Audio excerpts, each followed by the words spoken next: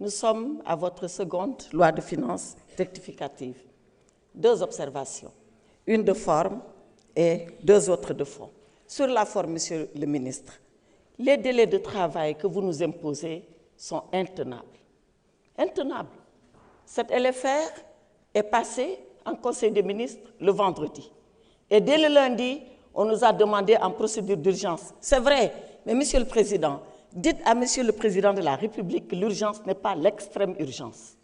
Lundi, on l'a examiné en bureau, conférence des présidents, et à 13h04, mon téléphone est là pour en attester, nous avons reçu le projet pour passer en commission à 15h. Nous ne sommes ni des ovnis, ni des extraterrestres, nous ne sommes que des humains. Et vous nous demandez 86 pages de les examiner avant de vous rejoindre en commission en 2 heures de temps. Ce n'est pas du travail rigoureux. C'est ça que je voudrais vous dire. Sauf si on travaille à la gribouille. Vous connaissez gribouille?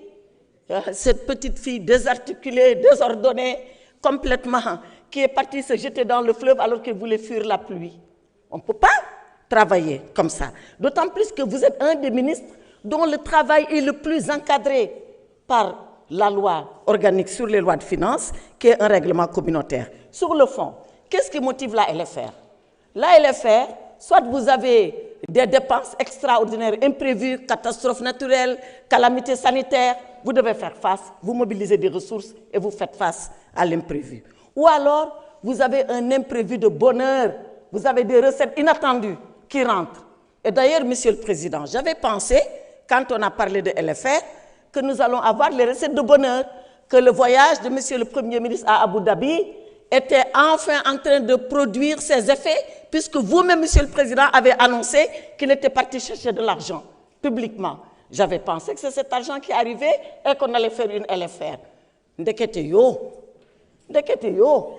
c'est juste pour faire, mais oui, c'est juste pour faire un ajustement budgétaire. Alors pourquoi nous allons ajuster? Nous allons ajuster parce que vous avez des moyens valus partout, des baisses partout, baisse sur les recettes internes, les recettes fiscales baissent 21 milliards, les recettes non fiscales, encore un gap à chercher de 24 milliards, les ressources extérieures baissent sur les dons en capital, moins 81 milliards, baisse sur les dons budgétaires, contre-performance de 10 milliards, baisse.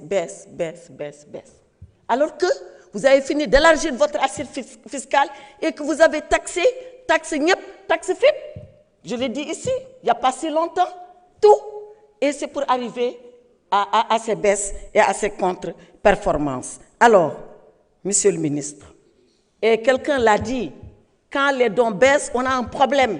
Mais je sais qu'on n'a pas de problème. Le seul problème qu'on a, c'est l'image du Sénégal qui s'est dégradée avec, encore une fois, ces déclarations intempestives sur les dettes cachées. Je salue les fonctionnaires du ministère des Finances.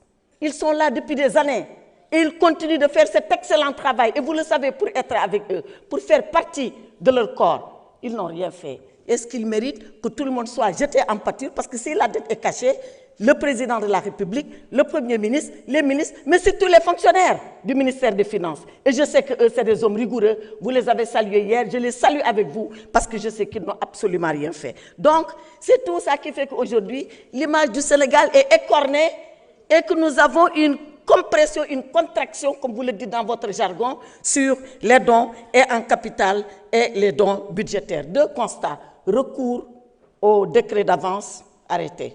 5 en 3 mois. C'est beaucoup. Et le reste, c'est de vous souhaiter une bonne année, malgré la morosité générale, et que 2026, vous veniez ici avec la solution promise aux Sénégalais. Je vous remercie. Merci beaucoup.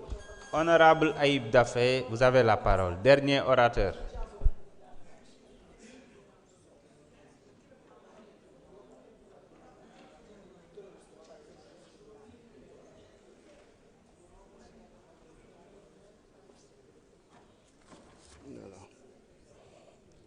Assalamu alaikum, Monsieur le Président de l'Assemblée nationale, Monsieur le ministre des Finances et du Budget, Madame la Secrétaire d'État chargée des relations avec les institutions, maa ngi leen di nuyu, chers collègues, Monsieur le ministre, maa ngi leen di nuyu say collaborateurs. Par rapport à ce projet ce projet de loi de finances rectificative. D'abord sur la forme, sama collègue bu fi jógee da doon déplorer l'urgence ou l'extrême urgence.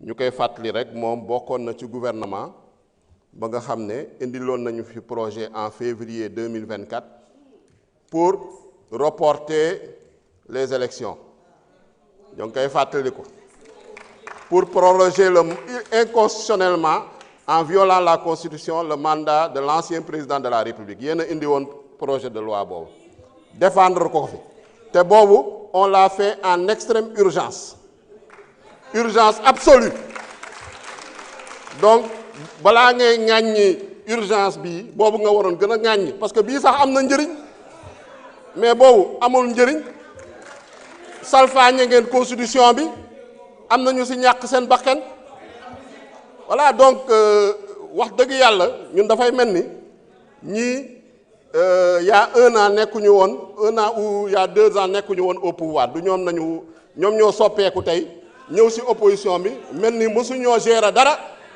donc ils sont tout blancs tout vierges daf ñuy xaw a jaaxal loolu nag jar nañu leen di ko fàttali mais suñu ñëwaatee ci projet de loi bi jàpp nañ ne ce projet de loi répond vraiment ak lu loi organique relative aux lois de finances wax article 46.7 loi organique relative aux lois de finances parce que dafa ne le gouvernement est tenu de déposer un projet de loi de finances rectificative lorsque les grandes lignes de l'équilibre budgétaire définies par la loi de finances de l'année se trouvent bouleversées ou lorsque les recettes constatées évoluent sensiblement par rapport aux prévisions ou alors en cas d'intervention de mesures législatives ou réglementaires affectant de manière substantielle l'exécution du budget. te loi organique relative aux lois de finances ñun ñoo ko voté en 2020 c'est une loi de l'Assemblée nationale moom le gouvernement bi di appliqué te luñ ci wax conditions yi nga xam ne mooy tax ñu am LFR conditions yooyu yëpp gis na ni ñu daje na c'est vrai que am na jamono boo xam ne 14e législature gisoon nañ fi conditions yooyu daje woon na fi mais indi wuñ fi woon LFR daf nañ ay emprunt dam leb ji sans passer par l'autorisation parlementaire te tey gis nañ ni gouvernement bi quand même moo ngi def effort dans la transparence dans la sincérité budgétaire dans la rigueur budgétaire parce que lu mu ñu présenté sur le fond amul dara loo xam ne mën nañ ko dindi je pense que c'est ça le plus important donc respecté nañu député yi respecté nañu assemblée nationale respecté nañu askan wi je pense que foofu nañ leen war a jaajëfale te suñu xoolee sax ci wàllum LFR bi gis nañ ni effectivement dafa am ay baisse de recette nañu wax par rapport ak ñoom lu ñu prévoiroon ci LFR première LFR bi ñoo ngi ko voté woon en fin juin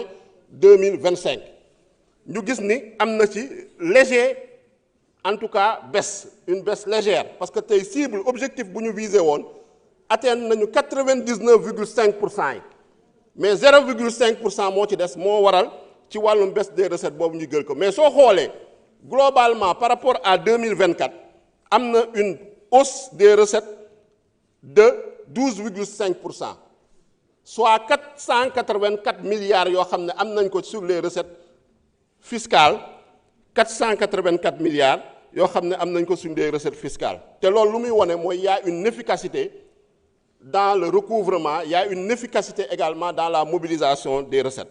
Donc, là, nous sommes jaajëfal le gouvernement. Monsieur le ministre des Finances et des Budgets, nous avons en tout cas encouragé ci ligne bu ngeen am, ci dynamique bu ngeen am. Gis nañ le contexte est difficile, mais teewul yéen a ngi def des baisses dans tous les secteurs. Wane na ko récemment le carburant, wane na ko récemment bientôt l'électricité. te gis nañ ko également sur les denrées de première nécessité notamment ci ceeb bi il y a des efforts encore à faire mais en tout cas vous êtes sur la bonne voie monsieur le ministre fu may terminer mooy sur la question des indemnités des logements des fonctionnaires